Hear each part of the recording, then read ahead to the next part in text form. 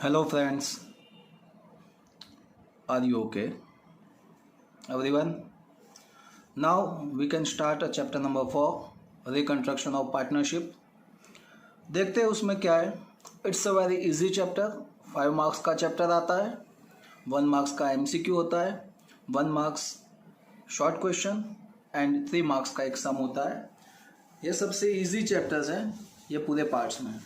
तो पहले थोड़ी थियरी हम देखते हैं, उसके बाद उसके सम देखेंगे. तो सबसे पहले है रिकंस्ट्रक्शन ऑफ पार्टनरशिप. रिकंस्ट्रक्शन क्यों करना पड़ता है, यानी कि जो ओल्ड पार्टनरशिप चल रही है उसका रिकंस्ट्रक्शन करने का रीज़न क्या है. तो यहाँ पे बताया reason for change in partnership. तो 3 रीज़न होते हैं. फर्स्ट, अगर ओल्ड पार्टनर्स अपने P&L रेशियो में चेंज करना चाहते हैं तो. सेकंड, अगर नया पार्टनर्स का एडमिशन किया जाता है तब. और थर्ड, अगर कोई पार्टनर्स ओल्ड वाला है वो रिटायर्ड होता है या उसकी डेट होती है. तो ये 3 रीज़न है पार्टनरशिप का रिकंस्ट्रक्शन करने के लिए. तो देखते हैं इसमें. फर्स्ट है P&L रेशियो में चेंजेस. उसमें क्या होता है कि अगर जो सारे ओल्ड पार्टनर्स हैं वो ओल्ड पार्टनर्स ऐसा सोचते हैं कि भाई उनका जो P&L रेशियो है उसमें अब चेंजेस करना है, रेशियो नया रखना है, तो वो लोग ओल्ड रेशियो को कैंसिल करके न्यू रेशियो रखते हैं. उसको बोलते हैं P&L रेशियो में changes. Second, admission of new partners. अगर कोई नए पार्टनर्स का हम एडमिशन करते हैं, नए पार्टनर्स का एडमिशन करने के काफ़ी सारे रीज़न हैं, वो चैप्टर 5 में हम डिटेल्स में देखेंगे. तो अभी हम शॉर्टकट में इतना ही रखते हैं कि हमारे बिजनेस को पार्टनर्स की या पैसे की ज़रूरत है और हम नए पार्टनर्स का एडमिशन करते हैं. तो नया पार्टनर्स आता है तो उसको भी प्रॉफिट में शेयर देना पड़ेगा, तो उसकी वजह से P&L रेशियो चेंज होगा, यानी कि पार्टनरशिप का रिकंस्ट्रक्शन करना पड़ेगा. एंड थर्ड, रिटायरमेंट और डेट ऑफ अ पार्टनर्स. अगर किसी ओल्ड पार्टनर्स रिटायर्ड होता है या फिर उसकी डेट हो जाती है तो उसका रेशियो कैंसिल करना पड़ेगा और वो जो उसका जो प्रॉफिट मिल रहा था वो अभी सारे ओल्ड पार्टनर्स के बीच में हमको शेयर करना पड़ेगा. यहीं भी हम देख सकते हैं कि यहाँ भी रिकंस्ट्रक्शन करना पड़ेगा. चलिए, तो उसके बाद हम देखते हैं P&L जो रेशियो है वो P&L रेशियो में कब चेंजेस करना पड़ता है. तो जो पार्टनर्स बिजनेस का मैनेजमेंट करता है, ये फर्स्ट वाला टॉपिक है, बिजनेस का मैनेजमेंट करता है बट वो उतना टाइम नहीं दे पाता है जितना. देखते हैं P&L का चेंजेस क्यों करना पड़ता है. तो फर्स्ट है कि जो भी पार्टनर्स बिजनेस को मैनेज कर रहा है वो पार्टनर्स अगर जितना टाइम बिजनेस को देना पड़ता है उतना टाइम वो बिजनेस को नहीं दे पा रहा है, यानी कि अगर वो इलनेस, ऐसी कोई इलनेस है कि उसकी वजह से वो लॉन्ग टाइम के लिए बिजनेस में नहीं आ सकता है, तो उसको जो शेयर मिल रहा था उससे उसका शेयर कम करना पड़ेगा और दूसरे पार्टनर्स जो उसकी जगह आ रहे हैं उसको देना पड़ेगा. सो यहाँ पे चेंजेस हो रहा है. सेकंड थिंग ये है कि जो पार्टनर्स बिजनेस का वर्क कर रहे हैं उसमें से कोई पार्टनर्स अगर अपना वर्क अच्छी तरीके से नहीं करता है और उसका वर्क किसी और पार्टनर्स को करना पड़ता है तो भी हमको P&L रेशियो चेंज करना पड़ेगा. ये 2 रीज़न है P&L रेशियो के चेंजेस का. थर्ड एडमिशन का था और फॉर रिटायरमेंट एंड डेट का था. तो ये 1, 2, 3 एंड 4, ये 4 हमने रीज़न देखे.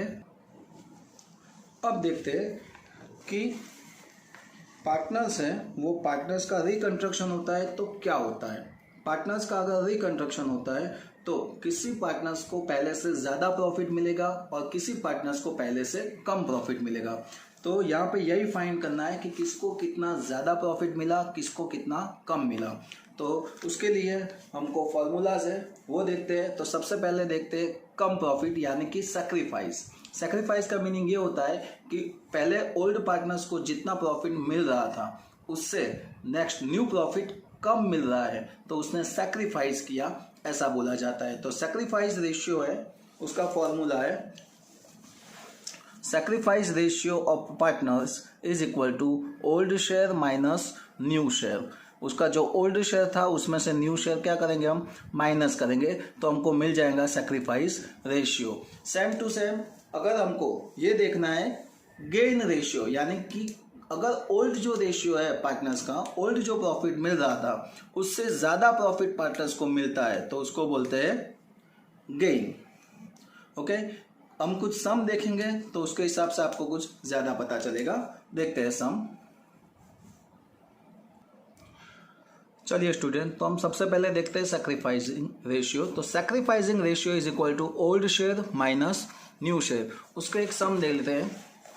Illustration number 1, Ram, Shyam and Ghanshyam are the partners in a firm sharing profit and loss equally. They decide to share profit and loss in ratio 3:2:1 in future. In this circumstance, calculate which partners has sacrificed and how much. चलिए देखते हैं ये सम कैसे करना है। सबसे पहले हम देखेंगे नंबर 1,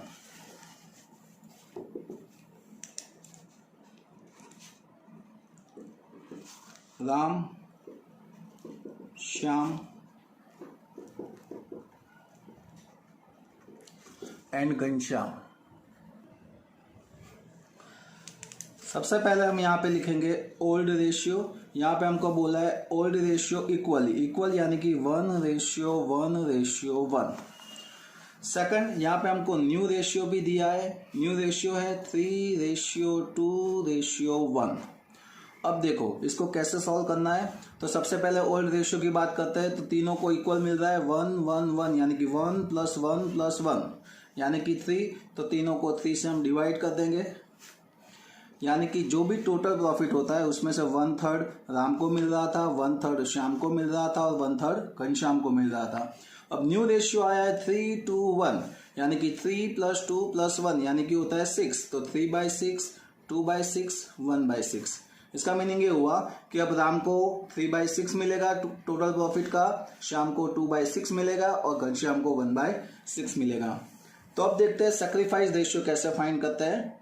तो sacrifice ratio is equal to old share minus new share. ये फॉर्मूला आपको एक ही बार लिखना है और यहाँ पे कैलकुलेशन करेंगे। सबसे पहले राम का लेंगे, उसका ओल्ड शेयर ये रहा 1/3 माइनस न्यू शेयर उसके नीचे है 3/6। अब इजी मेथड से जाएंगे तो डिवाइड में जो दिया है उसका मल्टीप्लाई कर देंगे। 6 × 3 18, बीच में माइनस है तो ऊपर माइनस लिख देंगे। अब क्रॉस मल्टीप्लीकेशन 6 × 1 6, 3 × 3 9। 6 में से 9 को माइनस करिए, 3/18 आंसर रहेगा माइनस में। ओके, मैं बाद में बताता हूँ माइनस का मीनिंग क्या रहेगा यहाँ पे। अब देखते हैं श्याम की बारी है। तो श्याम का ओल्ड रेशियो था 1/3, न्यू रेशियो था 2/6। सेम प्रोसेस करेंगे, नीचे की यानी कि डिवाइड की अमाउंट है उसका मल्टीप्लाई 6 × 3 18, क्रॉस मल्टीप्लीकेशन बीच में माइनस 6 1 = 6, 3 2 = 6, 0/18 इज इक्वल टू 0। अब बारी है घनश्याम की। घनश्याम का ओल्ड था 1/3, न्यू है 1/6, 6 3 = 18, सेम प्रोसेस 6 1 = 6, 3 1 = 3। सो आंसर आया 3/18।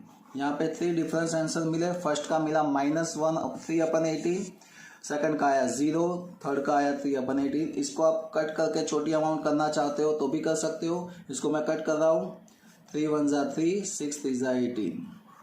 बट ये लास्ट में करना है, इसका तो कुछ नहीं होगा। थर्ड का भी सेम प्रोसेस 1/6। चलिए अब इसका माइनस में आंसर आया, इसका 0 आया, इसका प्लस में आंसर आया। आप फाइंड कर रहे थे सैक्रिफाइस रेशियो। अगर सैक्रिफाइस रेशियो फाइंड करते हैं, किसी पार्टनर्स का माइनस में आंसर आता है तो उसका मीनिंग ये हुआ कि उसको गेन हो रहा है, पहले से ज्यादा प्रॉफिट मिल रहा है।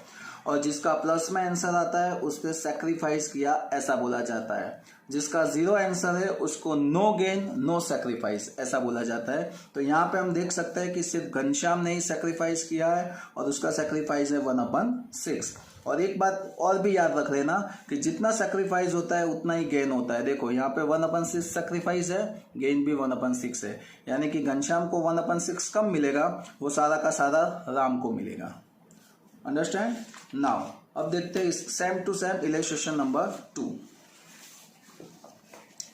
Bhavesh, Vipul and Hiral are partners in a firm sharing P&L ratio of 2:2:1. They decide to share profit and loss in the ratio 3:2:1 in future.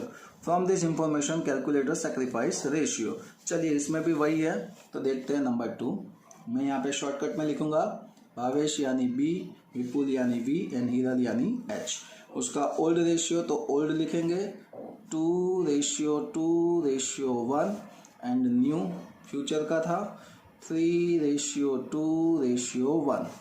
सो यहाँ पे हम देखेंगे 2 + 2 + 1 यानी कि 5, तो सबको 5 से डिवाइड कर देंगे। 3 + 2 + 1 यानी कि 6, सबको 6 से डिवाइड कर देंगे।